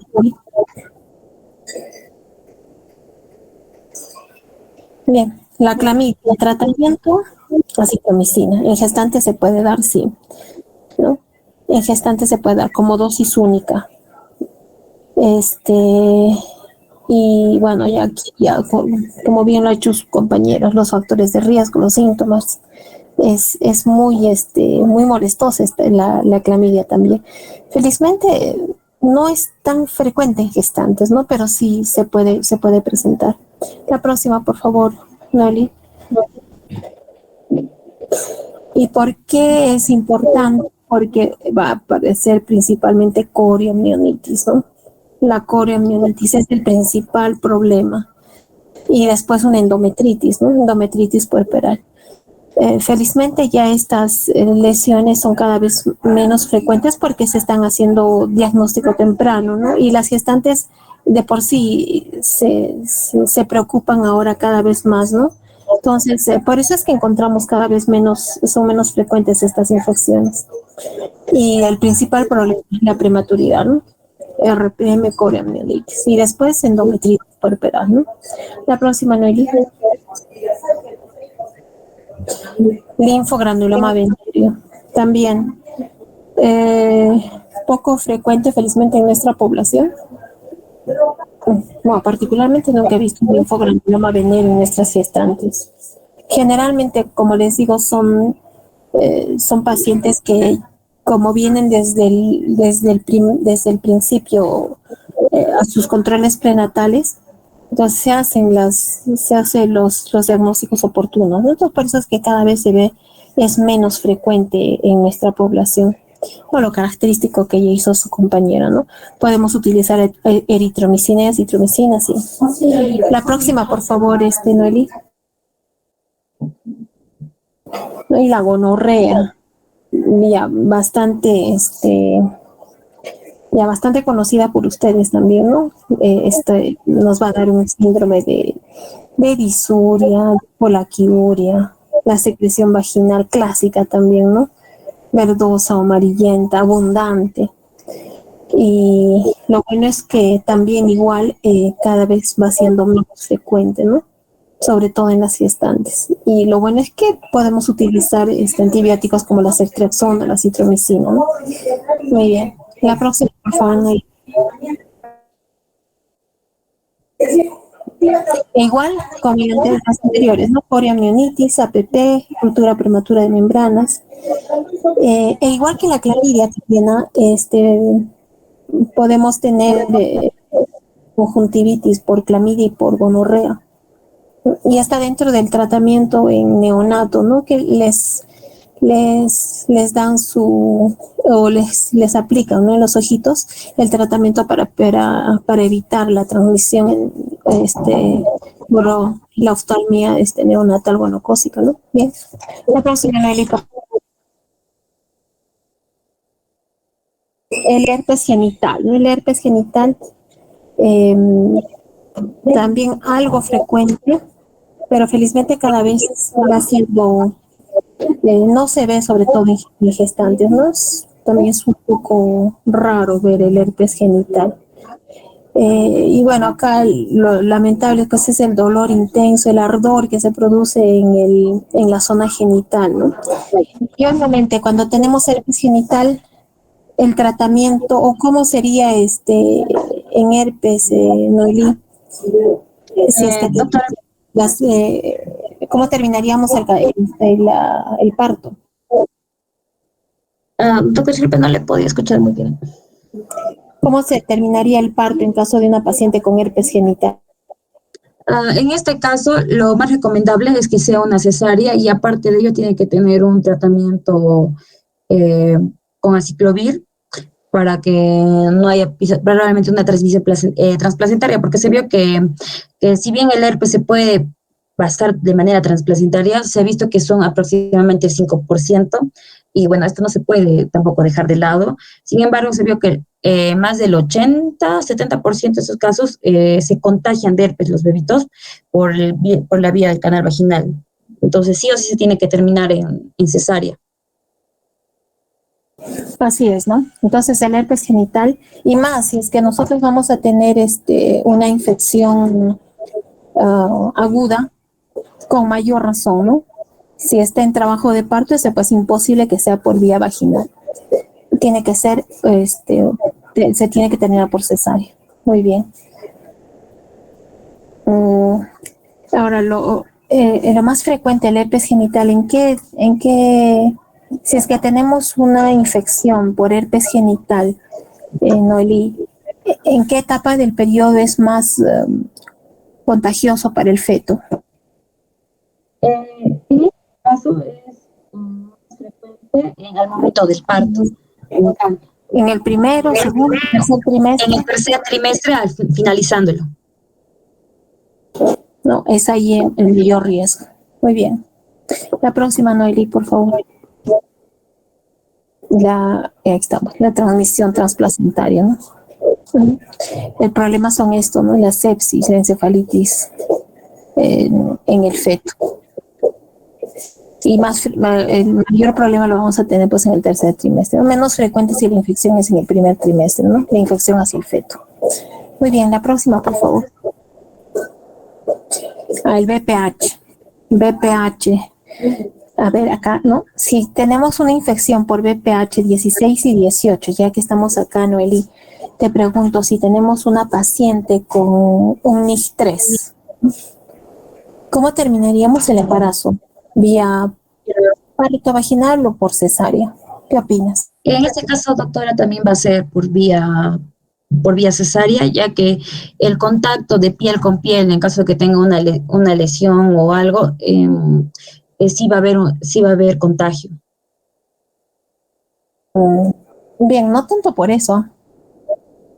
Lo que pasa es que con el VPH, el virus del papiloma humano no solamente está en la zona genital, ¿no? Sino también lo podemos encontrar en la sangre. Entonces, ya pudo haber pasado el feto. Igual, el principal problema en el feto, ¿cuál va a ser? Si tenemos un contagio con VPH. En este caso, no estoy muy segura de lo que son las cancerígenas, pero los que son los serotipos 6 y 11 van a causar lo que son verrugas e incluso puede llegar a haber el caso en la que puede haber verrugas en lo que es en el área palpebral y podría dejarlo ciego al niño. Eso es lo que he llegado a leer, doctora. Ya, eso también, pero más que eso hay otro problema. Cuando tenemos los condilomas, no los cancerígenos, ¿no? Digamos los condilomas acuminados, ¿no? En gestantes. El problema, se tienen que tratar sí o sí los condilomas, porque si va a pasar el feto por el canal del parto, supongamos un parto inminente y tenemos un condilomas acuminados, ¿qué va a pasar con el feto? Papilomatosis recurrente del tracto respiratorio. Todo el tracto respiratorio se llena con papilomas. Entonces, ¿cómo vamos a hacer, cómo se va a hacer después el tratamiento para el recién nacido, ¿no? Va a ser mucho problema, ¿no? Toda la mucosa del tracto respiratorio, bien difícil de hacer el tratamiento después.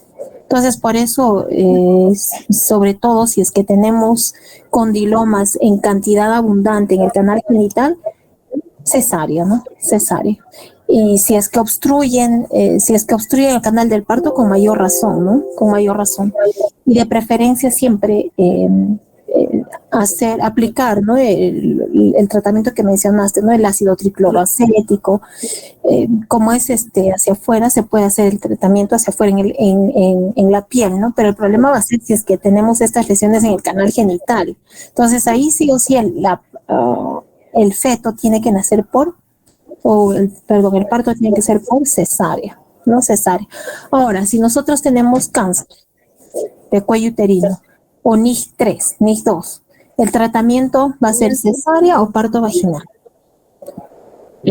Doctora, igual tiene que ser tiene que ser cesárea.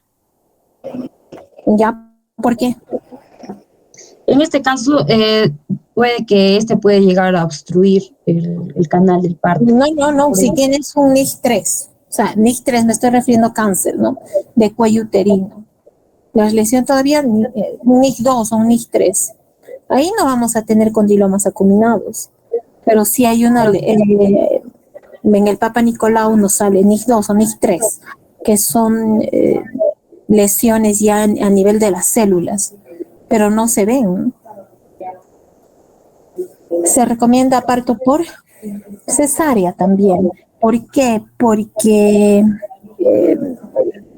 acuérdate que cuando van a hacer el feto, va a pasar por el cervix y ese cervix lo va a lesionar mucho más, va a romper estructuras, va a romper las células. Entonces, y un mayor sangrado, y se va a lesionar mucho más, pues, ¿no? El cervix, que de por sí está lesionado con un NIG3, un NIG2, un cáncer de cuello uterino, ¿no? Entonces, igual, parto por cesárea, ¿no? De preferencia, parto por cesárea. Muy bien. La próxima, por favor, Noelí. Pues la verruga no es contraindicación para parto vaginal, excepto si las verrugas están en todo el canal vaginal, claro. Esto cuando estamos hablando de del papilomavirus humano, pero que no son los cancerígenos, ¿no? En caso de 16 y 18, si tenemos un NIG3, por ejemplo, un cáncer, de preferencia cesárea, ¿no? La próxima, por favor. Sífilis también es un tema interesante.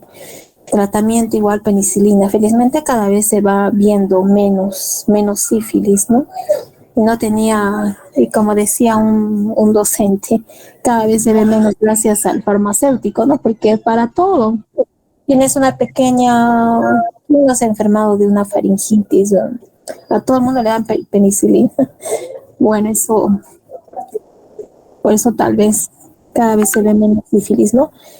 Y es importante hacer el diagnóstico es importante hacer el diagnóstico en el primer control, no por la sífilis congénita que muy bien ha explicado su compañera, ¿no?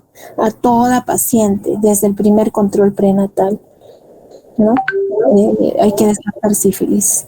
Y el tratamiento, felizmente, gracias a Dios, la sífilis sigue siendo bastante sensible a la penicilina, ¿no? Penicilina G benzatínica. ¿Podemos usar en el embarazo? Sí. La próxima, por favor. Entonces, bueno, esto ya lo conocen desde infectología, ¿no? Las máculas, las máculas en el a nivel palmoplantares, las lesiones en la zona genital, ¿no? Sífilis primaria, secundaria, terciaria, que ya muy bien ha explicado su compañera. La próxima, por favor. Ya. Y acá el agrandamiento de la placenta. ¿Y cómo hacemos? Porque en la ecografía vamos a ver, no sé si mencionaste, no te escuché mejor, Nelly, ¿cuándo decimos que es una placentomegalia por ecografía? No sé mucho. Las características ya se van a ver, se van a ver principalmente ya en postparto, hasta lo que vi, porque ya va a haber un cambio de coloración en lo que es la placenta, y aparte que también vamos a ver lo más grande de lo que es una placenta habitual. El cambio de coloración de lo que es un rojo intenso, inclusive que va a un rojo vino, se va a ir a un rosado. Noeli, no te escucho bien. Doctora, ¿se me logra escuchar ahora? Ya, ahora sí. Sí, bueno, como estaba diciendo, bueno, principalmente he visto que se ve esto más en parte, ya en ahí se va a ver mucho más grande que la mayoría de las placentas, y también va a haber un cambio de coloración, porque normalmente la placenta tiene una coloración rojo avinado, y este va a cambiar y se va a volver más o menos un rosado. Casi pálido, ¿no?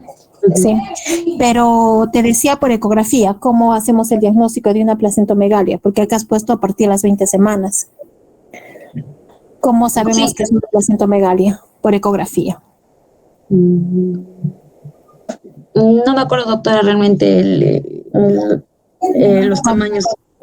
Cuando mide más de 4 centímetros el grosor de la placenta, ¿no? Ahí podemos sospechar de una placentomegalia. Entonces, sospechar en una sífilis congénita, en una sífilis, ¿no? Muy bien. La próxima, por favor, Noeli. Bueno, esto que ya explicó perfectamente su compañera. La próxima. El chancroide. También por Haemophilus ducreyi, ¿no? Tratamiento con eritromicina. Muy bien, funciona muy bien y se puede usar en el embarazo. Lo bueno de la citromicina es que solamente necesitamos una dosis única. Entonces, mejor acitromicina. En caso no se tenga citromicina, eritromicina, ¿no? Pero lo malo de la eritromicina es que en las gestantes no lo toleran tan bien porque es muy gastrolesivo. Entonces, en cambio, una dosis única de citromicina mucho mejor, ¿no? Bien. La próxima. Son las imágenes del chancroide, múltiples imágenes dolorosas. Estas son dolorosas, ¿no? A diferencia de la sífilis. La sífilis es una lesión única, no dolorosa, limpia, ¿no? No tiene secreciones. Muy bien, Nori, gracias. La próxima. Tricomoniasis es algo frecuente en las gestantes encontrar, ¿no? Podemos utilizar metronidazol en las gestantes, sí, se puede utilizar. Ahora podemos utilizar también por vía vaginal, en óvulos vaginales, sobre todo si estamos en el primer trimestre. Ya en el segundo trimestre podemos utilizar por vía oral, ¿no? Por vía oral podemos utilizar, no por vía endovenosa, no se recomienda para una tricomoniasis vaginal. Por vía vulvar, o sea, por vía vaginal y por vía oral, ¿no? Podemos utilizar metronidazol. Funciona bastante bien. Lo malo es que es muy molestoso este tipo de secreción en la gestante, ¿no? Y nos puede llegar a producir igual amenaza de parto futuro. La próxima, por favor, Noeli. está relacionado con parto prematuro, RPM, bajo peso al nacer, ¿no? Y el tipo de secreción clásica, esa, ¿no? Esa secreción de la tricomona. La próxima, Noeli. VIH. VIH. El VIH, pues, es una infección de transmisión sexual importante conocer porque no es muy ajena en nuestro servicio, ¿no? Sí. Se ve felizmente que ya no, bueno, ahora último no con tanta regularidad, pero sí logramos ver VIH, ¿no?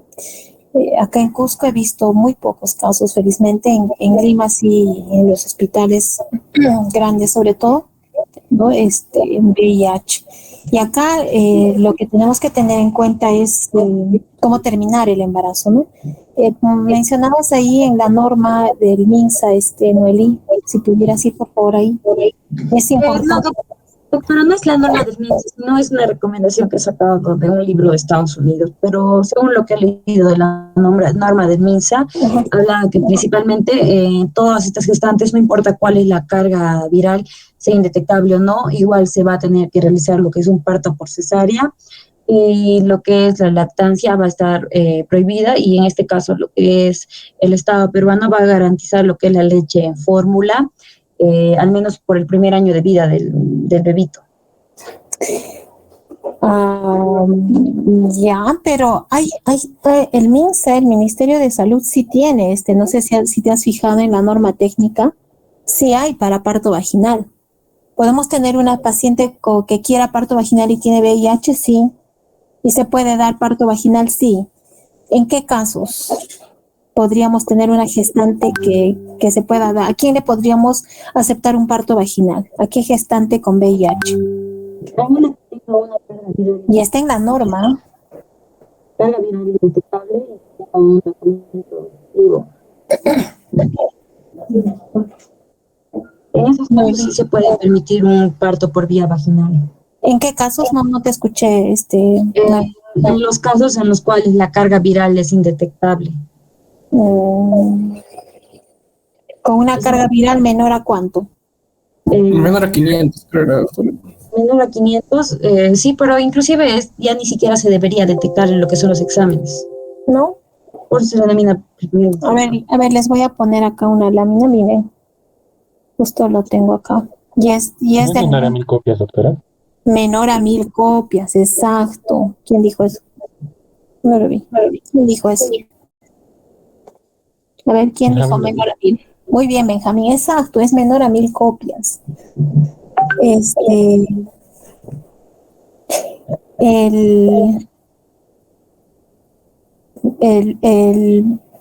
VIH, o sea, vamos a tener en el VIH, si ustedes leen en la norma técnica, vamos a tener 3 tipos de escenarios. Acuérdense que nosotros en MINSA maneja en base a escenarios. Me imagino que habrán visto eso también ustedes en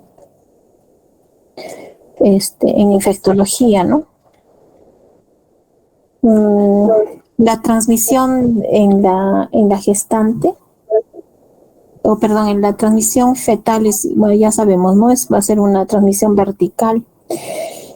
También podemos tener una infección en la lactancia. Entonces,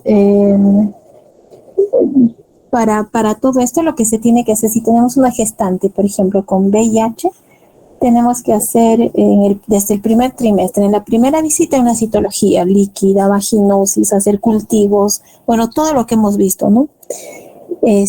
Y en cada trimestre, igual, la idea es hacer una analítica, no solamente de los exámenes prenatales, ¿no? Sino también del VIH y sobre todo hacer el conteo de CD4.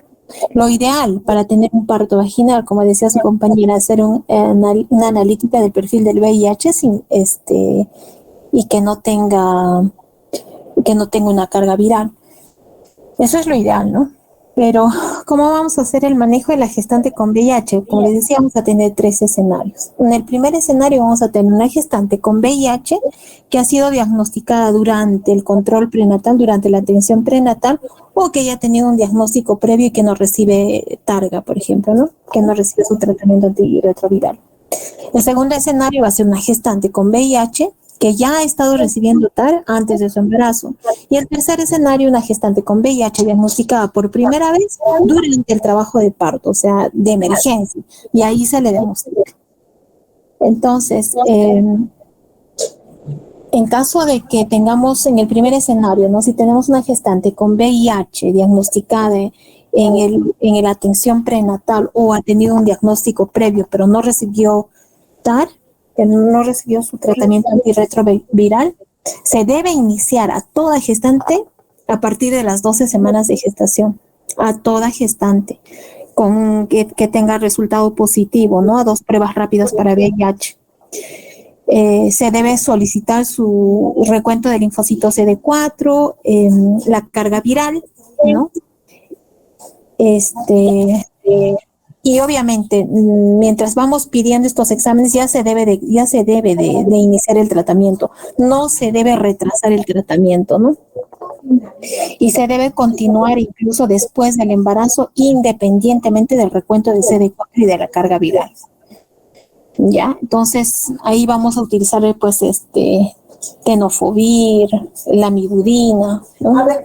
Raltegravir, vamos a utilizar ese tratamiento, ¿no? Entonces, toda gestante con VIH tenemos que contar por lo menos con su resultado de carga viral en el último mes del embarazo. O sea, 4 semanas antes de la fecha probable de parto tenemos que pedirle su carga viral. ¿Ya? Y en estas tiene que ser una cesárea programada, una cesárea electiva. Sobre todo, ¿a quiénes? A esas pacientes que tienen una carga viral por encima de 1000 copias por mililitro. A ellas se tiene que hacer una cesárea electiva. Y si es que inicia el trabajo de parto, entonces tenemos que administrar sidobudina. ¿Ya? ¿Qué más? Entonces, cesárea a todas estas pacientes y se debe de programar incluso a partir de las 38 semanas o que tengan un peso fetal más de 2500 antes del inicio de trabajo de parto y que estén con membranas íntegras, ¿no? Para evitar la transmisión vertical. Se debe, ahora, ¿qué más?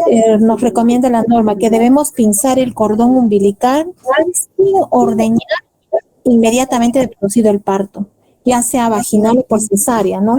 Entonces, pinzar inmediatamente el cordón umbilical y pero sin ordeñar, más, o sea, hacia el feto, sin ordeñar, ni bien se pinza y se corta, ¿ya? Ahora, no es necesario aislar a la mamá, se tiene que iniciar el alojamiento conjunto y en ambientes comunes. ¿A qué gestantes, como decía su compañero Benjamín, a qué gestantes vamos a aceptar que tengan un parto por vía vaginal? A toda gestante que tenga una carga viral menos a 1000 copias, pero 4 semanas antes de la fecha probable de parto. O por lo menos que tenga una dilatación cervical de más de 4 centímetros y membranas amnióticas rotas, ¿no? Obviamente que en estas pacientes va a estar contraindicado hacer todo procedimiento invasivo, como por ejemplo amniotomía o usar forceps, hacer episiotomía, tactos vaginales repetidos, ¿no? Tenemos que evitar. Ahora, si es que nos viene una gestante, por ejemplo, con RPM, debemos evitar que ese RPM dure más de 4 horas. O sea, no debemos de evitar, o un trabajo de parto prolongado, tenemos que evitar. O sea, ¿qué tenemos que hacer? Terminar inmediatamente el embarazo. Y obviamente estas pacientes darle profilaxis con sidobudina, y tenemos sidobudina endovenoso. Entonces, de preferencia, mantener íntegras las membranas antes del periodo expulsivo, pinzamiento inmediato del cordón sin ordeñar, y se puede dar parto vaginal cuando la carga viral es menos de 1000 copias por mililitro 4 semanas antes de la fecha probable de parto. 4 semanas antes, ¿ya? O como les decía, dilatación. Si ya está con dilatación de más de 4 centímetros, tienen membranas amnióticas rotas. Pero la idea es que tampoco ese RPM dure de más de 4 horas en el trabajo de parto, ¿no? Terminar lo más pronto posible la gestación. Ahora, ¿qué pasa aquellas en el segundo escenario? Cuando la gestante tiene VIH y ha estado recibiendo su tratamiento antirretroviral antes del embarazo. Estas pacientes tienen que continuar recibiendo el mismo TAR que han estado recibiendo antes del embarazo. Se tiene que hacer un monitoreo de carga viral, ¿no? E igual continuar el tratamiento también después en el puerperio, ¿no? Se tiene que continuar el tratamiento. En el escenario 3, una gestante que ha sido diagnosticada con VIH, ese momento del trabajo de parto. Entonces, ese momento a toda gestante se le debe de hacer una prueba rápida para VIH y eso tenemos en cada centro. Entonces, se hace una prueba rápida para VIH que no dura más de 1 minuto, ¿no?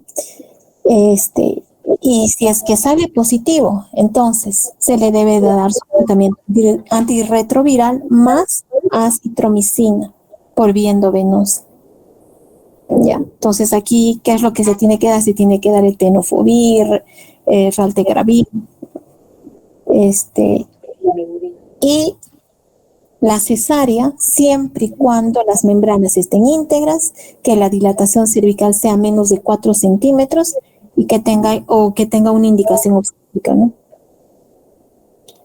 Iniciar la citromicina por vía endovenosa, evitar episiotomía, como les decía, y ligar el cordón umbilical sin ordeñarlo. ¿Ya? Entonces, esa es la manera de cómo tenemos que proteger el VIH. O sea, podemos tener un parto vaginal, sí, como dice su compañero Benjamín, con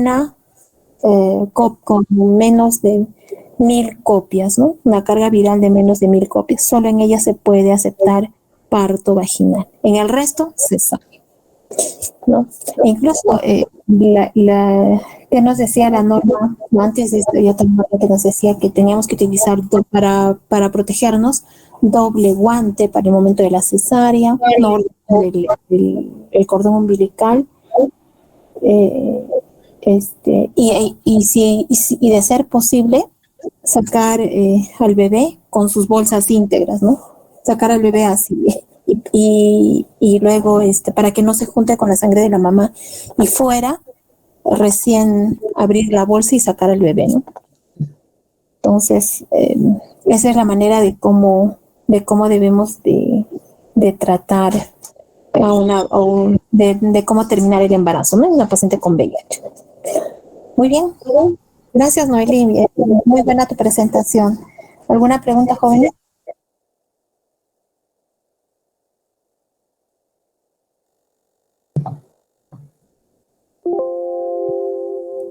Bien. Entonces, hemos revisado. Hemos revisado entonces enfermedades de transmisión sexual y colestasis gestacional, dos temas interesantes y necesarios de saberlos porque estos son el día a día, ¿no? de nuestras consultas, tanto en emergencia como en consultorio. Muy bien, jóvenes, entonces ahí nos quedamos. Si es que no hay alguna pregunta. Bien. El día lunes, entonces, por favor, nos vemos en nuestra siguiente clase. Coordinamos con su compañera Doris. Muy bien, jóvenes. Entonces, hasta el día lunes. Gracias. Gracias a todos.